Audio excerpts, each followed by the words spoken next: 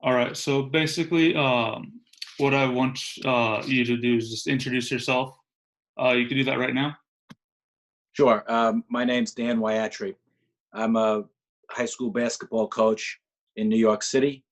I live in Staten Island, New York, but I work, teach, and coach in Brooklyn, New York at St. Edmund Prep High School. Okay. And when and where did you get started as a basketball coach? I've been playing the game since the fifth grade. And when I was in college playing at Adelphi University, one of my younger brothers, I have two younger brothers and a younger sister. My youngest brother was playing CYO basketball at the time, and he was kind of just getting started. And I saw the need for good help, good people to coach the kids, especially at that age. So during my sophomore year at Delphi, while I was playing, I went back and I coached his CYO team. Started out with a sixth grade CYO team, sixth and seventh graders actually. So I started at St. Thomas Aquinas, which was my parish in Flatbush, Brooklyn. I did that for a number of years, and eventually, when I graduated from college, got a job teaching at the neighborhood Catholic high school, St. Edmund Prep, and the opportunity was offered to me to coach the freshman basketball team at the time. So I started from there, gone from there, continued, been coaching now for since 1994. So about Okay. 26, 27 years. Started CYO, went to freshman high school, did some AAU, left for 2 years to coach in college at John Jay College as an assistant in New York City, came back to become the athletic director at St. Edmund Prep, and for the last 14 years, the boys varsity basketball coach. Okay. So, um, I mean, you talked about your past. Do you have any like coaching goals like for your program? Do you want your program to, uh, what did you want your program to be like in like 5 years? Sure. So in New York City, there's different levels of in the Catholic League. The double A is the highest, the A and the B. We're at the A level, and we compete. We're one of the better programs at the A level, so we want to compete as best we can. We're probably never going to be a double A based on school enrollment and things like that, but we want to be the best we can at our level, and I think we do that. And a big thing with us is it's a players program. The kids come back. We're very alumni oriented. A lot of the guys who, whether they were superstars or just role players, they come back and help out and come to the games, and they offer a lot of support. So that's what I see in the next 5 years, continuing to be the best program we can. We have three teams: freshman, JV, and varsity, and we want all of our teams to compete as best they can. We're not a type of program that goes out and is recruiting and giving scholarships. We get a lot of the neighborhood kids, so we take the neighborhood kids from the neighboring parishes, and we develop a lot of these kids. And we do get some really good players, but for the most part, we're getting that neighborhood kid in that family environment, and that's what really attracts them to St. Edmund Prep. And we want to maintain that and continue to grow that in the future.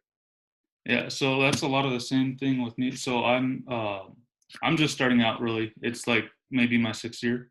So Mm-hmm. but it's a lot of what we do is we're developing our young guys to obviously play at the varsity level, but more like developing them as we want them to have integrity when they go out in the real world.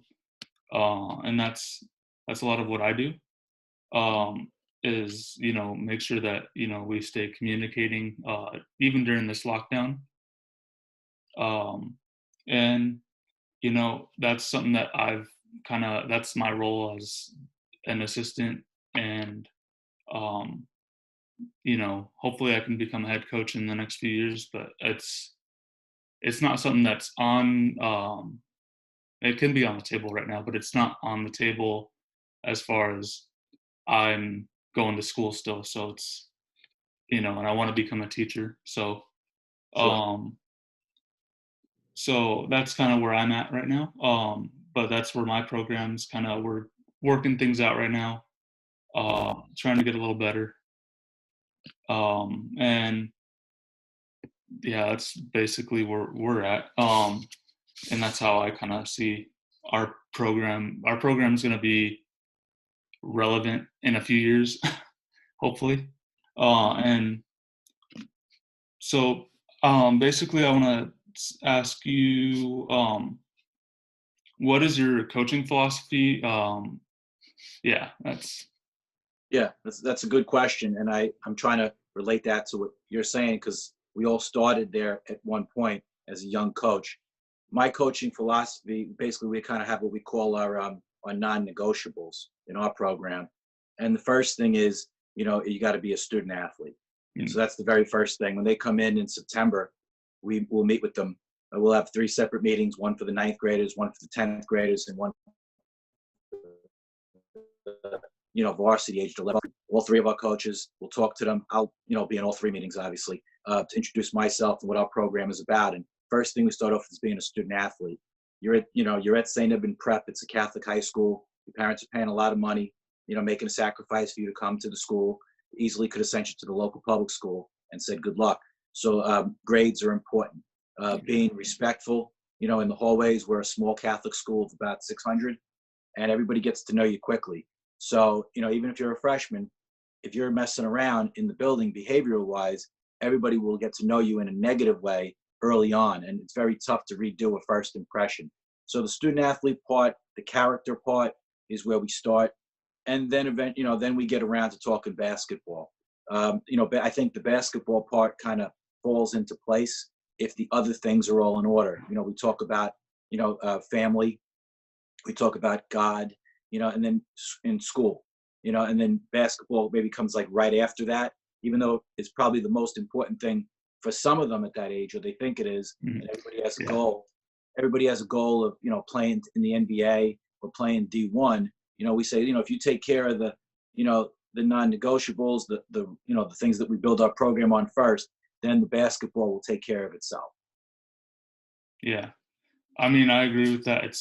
It's a lot of I coach public school, so it's a lot harder for the kids to understand that their grades matter, and some of them have good grades and can play, and then other ones have like are average and have good grades, and you know I keep the people that have good grades and are willing to work in the classroom and not causing problems. Yep. That's a lot. Like um, I look as a coach. That's the biggest thing for me. You want to be able to make sure that they're getting their work done. Um, so basically, what is your plan to improve as a coach year to year? That's an excellent question. I always try to every year, just like a player in the off season tries to add something to their game. NBA, they talk about it all the time. The off season, he worked on his body, or he worked on his post skills, or he worked on something. As a coach, I try to have the same approach, to the game. So I watch a ton of video. All of our games are videoed. I've already watched. I probably started earlier than I would have because of the pandemic. This normally would have started in Mhm, yeah, July, but what I'll do is I'll rewatch every game from this season that we just played, and I will break it down and send clips to our returning guys as a way for them to see themselves. And I'll watch it to see what I could have done better. So, sometimes kind of second guess yourself a little bit. Well, what could I have done a little differently in that situation in the future? Pick up some notes. So that's a big thing is video. I watch a lot of the coaches' championship production videos. This year, there was a great resource because of the pandemic. They wound up offering it for free online yeah, instead of buying the DVD. So I watched about 36 different coaches and presenters speak already, and I've taken a ton of notes. And a few of the workouts that they during the pandemic I've actually implemented into our Zoom meets that we do right now. So I'm always looking for new drills, that to kind of go hand in hand with our style of play. But at the same time, I'm also looking to get out of my comfort zone. So we play a certain style. We like to play not super fast, but we play fast. We push the ball. Defensively, we like to pressure. So I've been trying to look for things to supplement that as well as some counter things. Just to have something in my back pocket. Maybe looking at we haven't played any zone defense in about 8 years, but I've yeah, watched a lot of zone video during the pandemic, just to see, where I might be able to sneak it in for a possession or two out of a timeout or a change of pace or to protect the player with fouls. So, that's kind of what I do. And then what I'll do also is, I'll bring kids in small groups normally, not yet, obviously, and kind of test case some of these drills out with them, in groups of 3 or 4, Yeah. especially my leaders, so that when I bring it back to the group, they know what they're doing. They can kind of present it as well as I can, and I can lean on them a little bit. But the biggest thing for me is to improve is just constant video, reading, use technology, things of that nature. Yeah, there's a lot of free resources out there right now just because we really can't do anything. Mhm. And that's I've kind of watched them, and I've been kind of adding to um, my YouTube videos and stuff like that to help people, and then I add my own stuff too. And one of the things that you said is that you like to run zone, or well, like you were thinking about running zone for like maybe a possession. Uh, Yes. so I've been more adept to running zone, Hmm. but one of the things that worked for us last year, and it threw everyone off, was a 1-1-3, which is a basic 2-3. Hmm. So it threw everyone off, and the coaches were looking at us like, "What are you running?" But Yeah. yeah, it throws everyone off, and then the coach eventually figures it out, but then we switch to something else. So Sure. that's kind of a different look that we gave last year that I was like, "Oh, that's interesting." Never really heard of the 1-3-1 or 1-3 or 1-1-3 before that. It was kinda like, Right. "Okay, that's interesting. I like it." Yep. Okay, and then so as far as tryouts, what do you look for in a tryout? Yeah, so we're basically an 11 month a year type of program. And what I mean by that is the season ends around March 1st. I'll give them 5 weeks off, and then we go right back in April, starting with the next group. So then I tell them every opportunity during the off season is kind of part of the tryout. When November rolls around, we're allowed to do stuff in the off season in New Yeah, York. But when November rolls around, I think this coming year it's November 7th and 8th, tryouts officially. A lot of the decisions are made. There's not too many surprises at that point. What do I look for? I look for kids who are reliable. I look for kids who can communicate properly. I look for kids who can follow instructions. Every once in a while, you'll get a kid because the off season, like I said, I go from April through November, at least 3 or 4 days a week. Uh, the games that we do in the off season are really a reward. So I'll have 25 kids in the gym, in April and May, open gym and weight room and stuff like that. But I obviously won't bring 25 if I put them in a little tournament. I'll bring 10 maybe or yeah, 12, and I'll rotate that. But it's kind of a reward. It's a carrot for them working hard, showing up, and really what I need is we're a good team when we have our best guys showing up, putting in the work, and being leaders. So that's what I'm looking for. I'm looking for guys to step up. And what I tell them all the time is, you don't have to be the best player to follow directions and do the right things. So I've had guys make the team. Maybe there's another kid in the school who says, I'm nicer than him. I got a better dribble. I can jump higher. He's on the team, but I'm not. How come? Maybe it's because coach likes him. No, it's because coach, has appreciated his work ethic leading up to the process. Maybe you think you are a better talent or player, but there's warning signs that there's going to be issues, and you might not be happy fulfilling whatever your role is going to be on the team, and that'll happen. And it breaks your heart as a coach because you want all the kids to buy in, and do the right thing. But 2 years ago, for example, we really could have used. We had 2 really good guards. They're just graduating right now in June 2020. When they were 10th graders, they started for me 10th, 11th, and 12th grade. Very good players. But we really didn't have a good, solid backup for them. I had a senior on that team who was a transfer student. He had transferred in. He didn't try out as a junior. He came in from a public school, but he kind of wanted to be part of it. So his senior year, he comes out. He did some of the workouts. he could play a little bit, but I didn't put him on the team. And I told him, I says, basically, I'm doing this for both of us. One, I don't think you'd be happy in the role that I can give you, and two, the bottom line is this: you're kind of late to the party. I've got other guys here who have gone through the process for 3 or 4 years, freshman, JV, and you might be a little more talented than them, but overall, when you weigh the pluses and the minuses, it didn't add up for him. And I had to explain that to him, and that's a tough conversation to have, Yeah. with kids. This year, ideally I'd like to keep 12. This year I wound up keeping the most we've ever had. I kept 16, and I had 10 seniors, and a couple of them, what it was, they understood their role. And I said to them, you're going to be the 14th, 15th, or 16th guy. There's going to be a lot of days where you don't even participate much in practice during the season. After we do our initial warm-ups, you're going to have to be a guy who's a scout team guy, or honestly, just somebody who's, kind of hanging out on the side. But at the same time, you're going to be held accountable.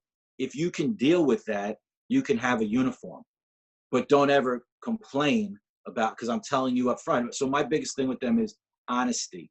I don't tell 16 guys they're going to start, Yeah. or be the man.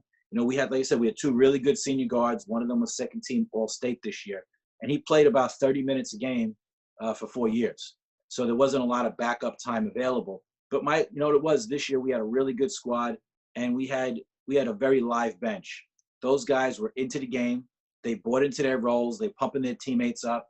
They were cheering, and they understood that if we did have a lot of lopsided victories, they would get into some games. So they were they weren't pouting on the bench. And that's what I look for. Guys that are going to buy in, be good soldiers. And if I do call on them, they're not going to hurt us on the court.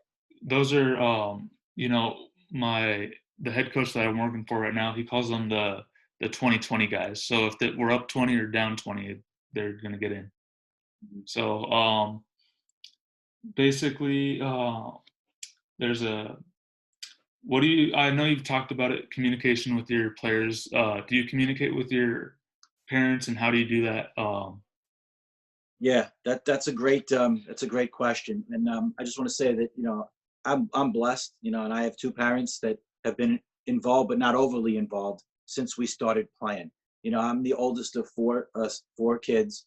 I played at Adelphi, which is Division II here in New York. My 2 brothers played Division I basketball. My sister, she was as good of an athlete as us. She went to school for academics, but they were involved all the time. They were the type that would help out with rides, but a lot of these kids don't have that. They don't have 2 parents involved. They don't have support at the games. So, but I do communicate with them. We have an opening parent meeting every year, right after the tryouts, that first week after tryouts, and I tell them, I says, you have to be represented by a parent or guardian, because we're going to talk about everything important and relevant to the season. And I even have a penalty involved. The penalty is you're not going to play in the first scrimmage game, in the season. If you're not represented by a parent or guardian, you're not getting in. I don't care if you're the number 1 guy or the number 12 guy. So, and believe it or not, I have darn near 100% attendance every year.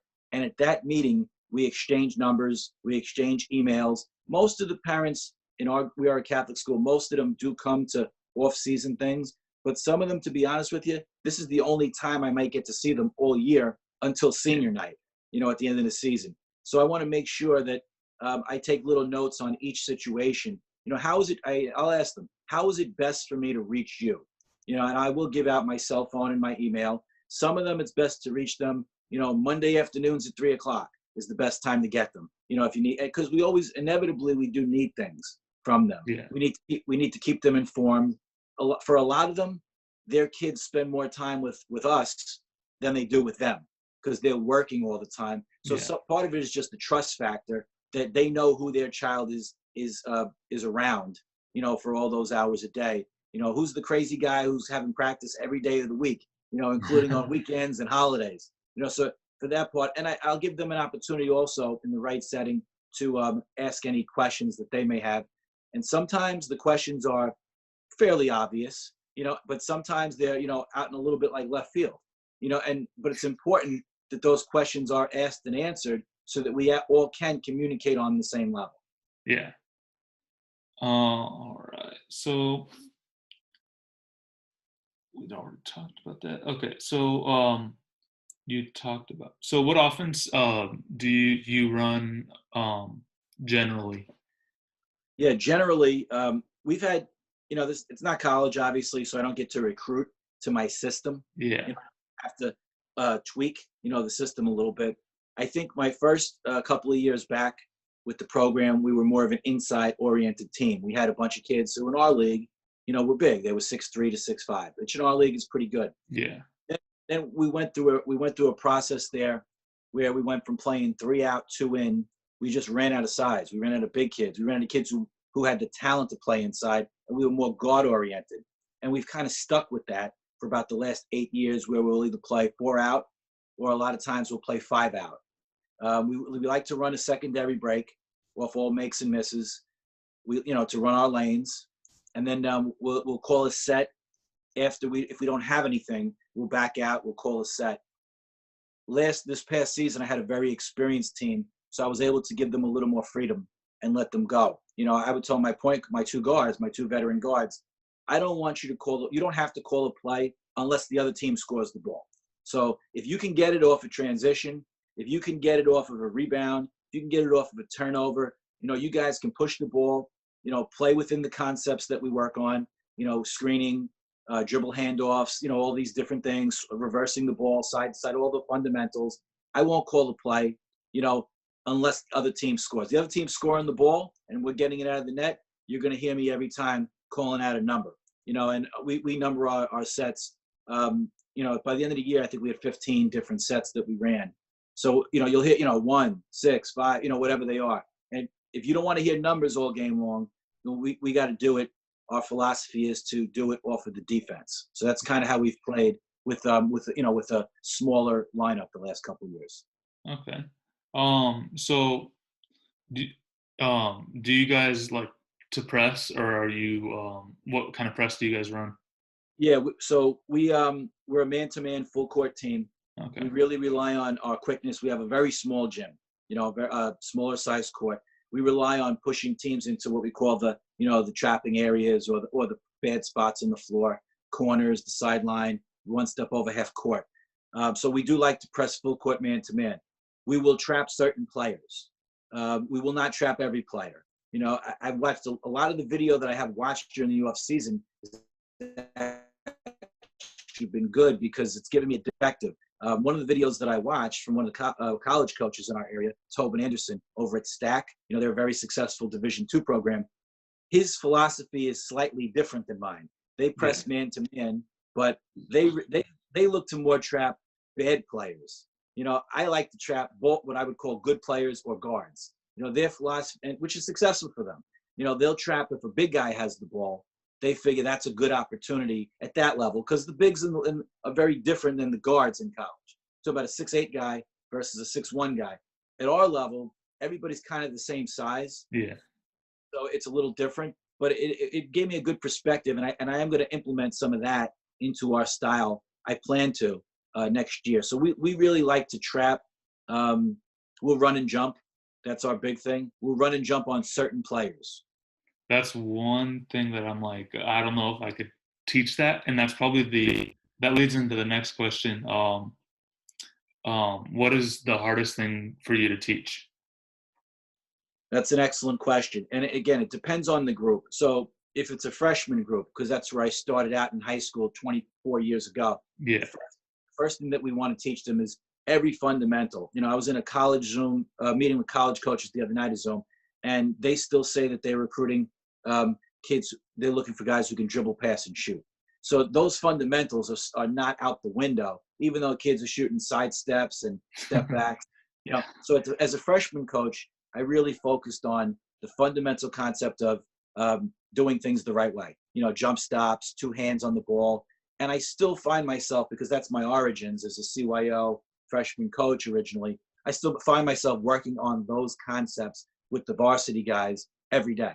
Jump stop, 2 hands, using the backboard on a layup, using the proper hand. So those are really things that I try to emphasize with them.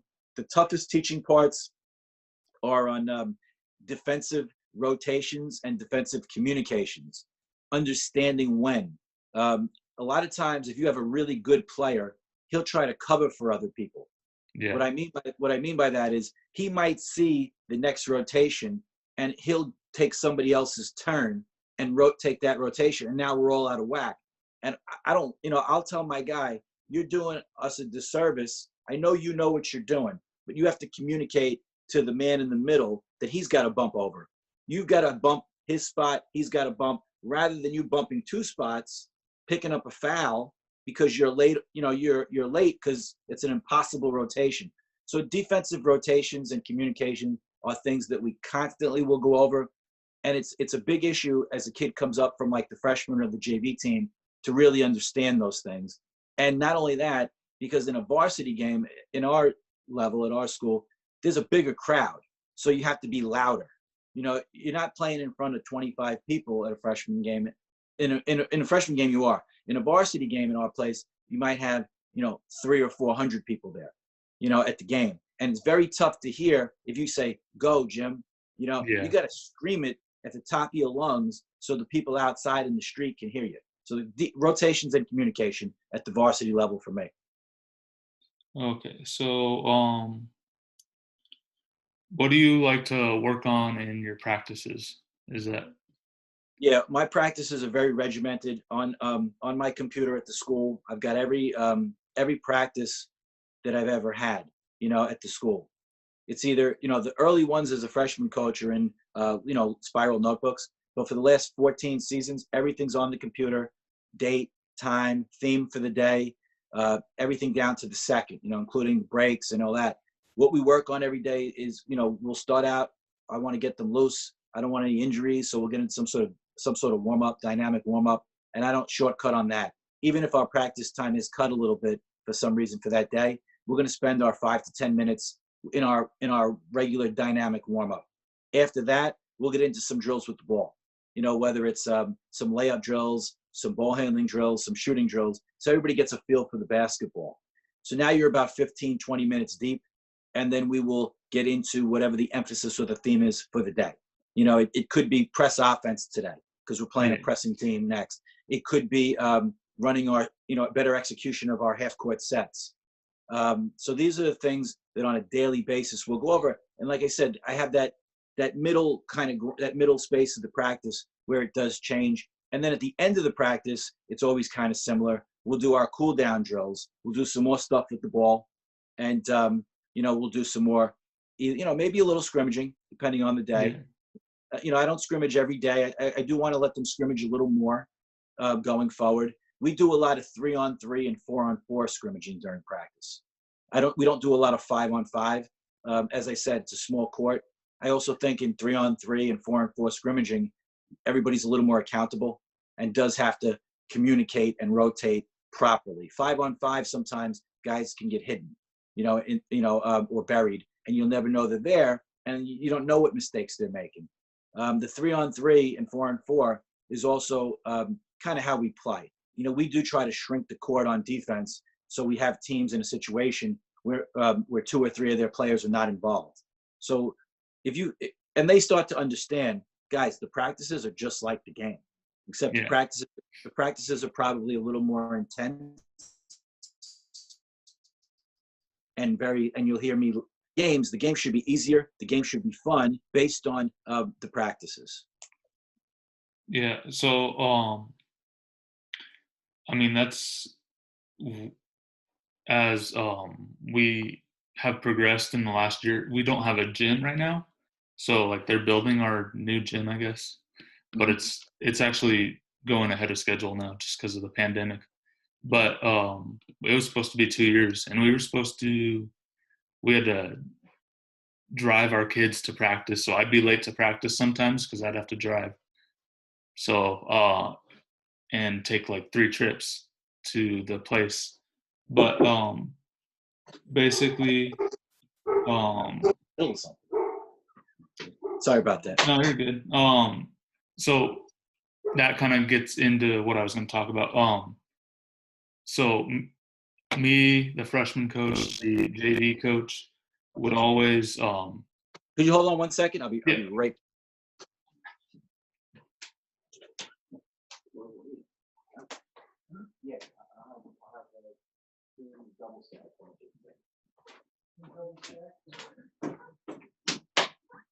Sorry, I apologize for that. No, you're good.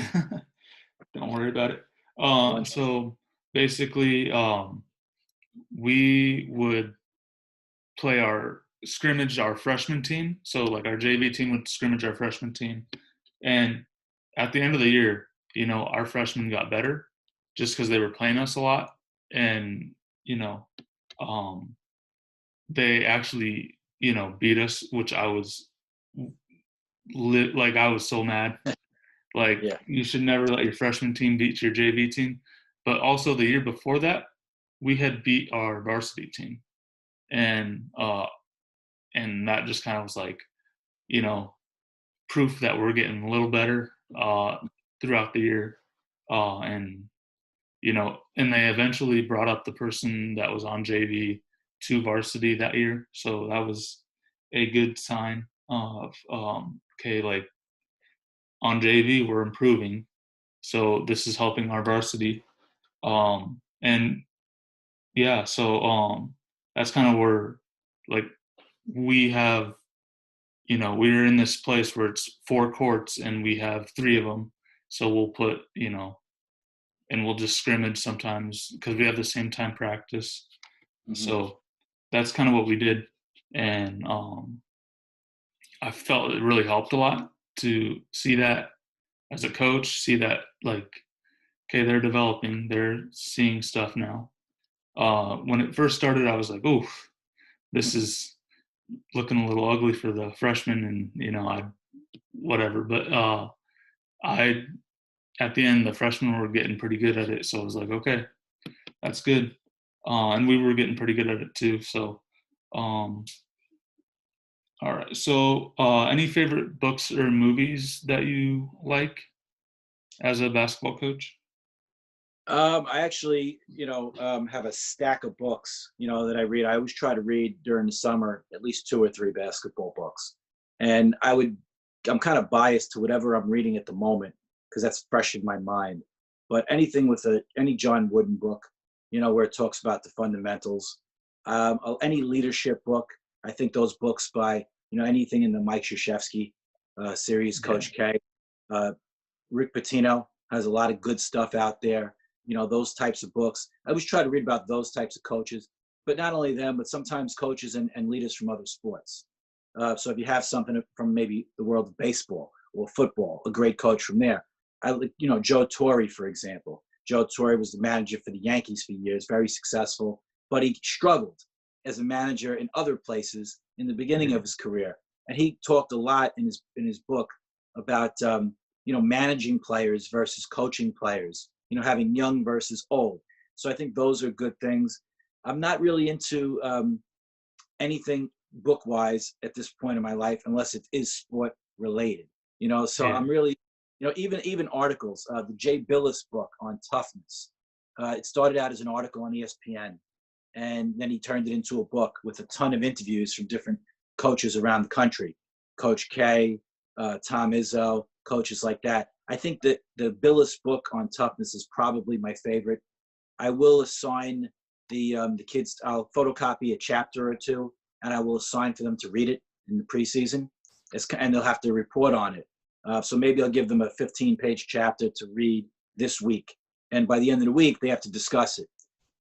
One of the chapters defines the terms, toughness, terms like cutting hard, setting a screen. What does it mean? Give an example. And I want them to understand it's important to not only run hard when you're going to get the ball, but you're showing toughness. If you run your lane full speed and I come down and I give you a little fake and the defense has to shift to you because you ran hard, and now I have the trailer wide open for a dunk or a layup, that's your basket as the person who ran hard. You're sacrificing for the team. So the Billis book really breaks it down. It's a couple hundred pages, but Yeah. it's not a tough read. And again, it all was born from an article that he did on ESPN years ago. So first thing I did about 8 years ago is I just took the article off ESPN, and the kids really seemed to like it. So then I said, you know what? I'm going to give them more in the following groups, and I'm going to give them more from the book. So we went that route. So really my favorite, a lot of sports movies I love, and I feel I'm one of those guys as a, as a coach. I feel I can take away something from anything, Yeah. so if I watch any sort of movie, even if it's not considered a great critically acclaimed movie, there's probably something in it that I could take and bring back to my team. I love the movie, old school movie Hoosiers, and that Yeah. was good. Obviously, it doesn't apply necessarily. You're not going to come down. I'm not going to make my team throw 5 passes, and not practice with the ball. But there's a lot of things in there. Just the thing about, this is what we have. This is what we're working with. It's a small gym. It's an undersized team. It's not a deep bench. These are the things, like you mentioned, practicing, sharing practices. At our school, we have one small gym. We have 5 teams, Yeah. 3 boys teams, 2 girls teams. Everybody splits the gym every day for practice unless teams have an away game. So my freshman and JV could be splitting the practice, half court, half court. I'll try to get the coaches to do some drills together and then separate into your thing, and then maybe come back at the end, even if it's a half court scrimmage where you're working on your sets. There are Yeah. some days as the varsity boys team where I'm splitting the gym with the girls JV team. And those are really interesting days because I'm constantly, my whistle's going during practice, and it's like a culture shock for the girls. So it's also teaching our guys to be focused on me and not focused on what's going on down there on the other end of the floor, because we're using different terminology. But yeah, so any of those books right now, what we're doing is we're going 2 days a week. We have a workout later today with our upcoming varsity group and our JV group. We've now split it in two. We started out together. Yep, no problem. All right. We started out working out together, but we're split. My JV coach has the Rising JV. I've got the Rising Varsity, and we're doing the Phil Beckner. He's an NBA trainer. He was Yeah. one of the producers in the coach. We're doing his workout. For the first 45 minutes, his ball handling, his weak hand ball handling, and his footwork drills. So these are all things that that I enjoy. Anything sports related, to me is interesting. Yeah. So a lot of the stuff that I've, learned or is coming from like John Wooden's books or Sure. um YouTube videos that I watch. Clinics, free clinics, lots of them right now. So that's kind of where I'm going to end the interview. But did you have any questions for me? I saw your post on Underdog Hoops. And that's what it really attracted me to the site was that, you had the thing about the toughness and you had the breakdowns. And I think if you can communicate that to your kids, that you're coaching, your 9th, 10th, 11th graders, whatever grades, I think you will reach your goals and you will move up, to the next level when that opportunity presents itself, whether it's at a high school or a college or whatever, at a public or a Catholic. I know every state is different. The biggest thing advice that I would try to give a younger coach starting out is just enjoy what you do. If it ever feels like a job, then you're doing the wrong thing. Like I'm constantly looking for ways to get better. Like I've been doing this more than half my life, and that's the big thing. If you can take something away, no matter what it is, I tell the kids when I run basketball clinics and camps, I don't care if you just learn one thing a day for this 4-day camp. You learn one thing a day, which is the minimum. You got 4 new things, that you can Yeah. bring back, put in your bag, so you can use this season. And that's the biggest thing. As long as you have that hunger, that desire to keep improving, I think sky's the limit. Yeah. And I appreciate you taking your time out Thank of you. your day and interviewing. And I'll email you after and kind of give you the. Uh, I have a few books that I made, or like their stat sheets or stuff like that. Practice plan. Probably don't need that because you're doing it on your computer. But Yep. I do take stats during the game, so I made like a little stat book. What's your key stat that you emphasize, Coach? So I emphasize offensive rebounds, so offensive rebounds by the other team, Hmm. and how many they convert. Okay. So that's seeing them as, okay, they are scoring like 17 points off our, you know, 17 rebounds or whatever, off of their second chance opportunities, that kind of stuff. So I count, they get their second chance opportunity, they get another one, and then if they get a three off that, then I count that as okay. They scored 3 points on that Sure. possession. So that's kind of what and that's helped me explain to them like, okay, this is our issue. You're allowing too many offensive rebounds, allowing them to have more opportunities to score, and we need to box out better. And we're a small team, so boxing out is very big. Very good. I think that's great. Any way where you can find to do stuff like that. So the next thing I guess would be, once they understand that concept is, and different coaches are different. You'll have guys like Tom Izzo and Chris Mack at Louisville. They'll spend 20 minutes a day on rebounding in different drills. And then you'll have different guys who say, you know what, it's an issue. We talked about it. I showed it to them on video. Now it's up to them to hold each other accountable. Whether it's push-ups during practice for giving up an offensive rebound, or laps after practice, or whatever it is. Like you said, maybe some sort of point system where even in practice, so if it starts in practice, we could minimize the damage in the game. Yeah. And now all those close losses now turn into close. Yeah, and that's what it turned out to be at the end. So it was like, okay, like we're actually fixing this problem that we had in the summer.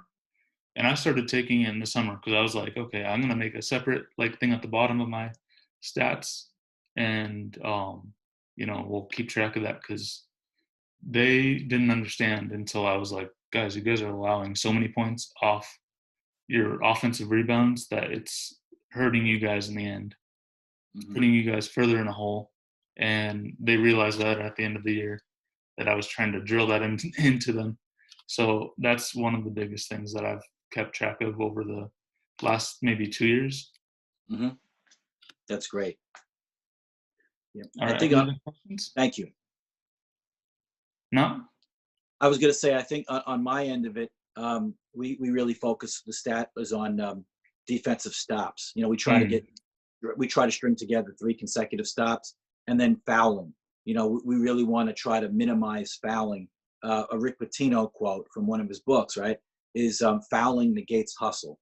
So if you're running around trapping, and then all of a sudden you got somebody falling out of bounds and you give them a hip check, that foul right there, even if it's not a bonus situation, it negates the hustle or the good trap, and it gives the other team a reset on the clock and a fresh opportunity. So those are really the 2 stats that I focus on, would be consecutive stops in a row. And if those build up during the course of a game, obviously that's good for us, and fouling. And if we can minimize those 2, minimize fouling and maximize consecutive stops, we're usually in pretty good shape at the end of the game. Yeah, I'm okay with fouling as long as it's not like 90 feet away from, the basket. Yeah, it's part of the game. But yeah, I understand what you're saying. It's the reach-ins and Yeah, it's silly. It's the reach-ins from all the way at the other side of the court, and you're like, really? Yeah. Yeah. So, did you have any other questions or anything? No, I think I'm good. I appreciate the time, and hopefully, it was beneficial. And I'm going to keep following you guys. So keep working. All right. Thank you. Appreciate Thank it. you. I'm going to sign out. All right.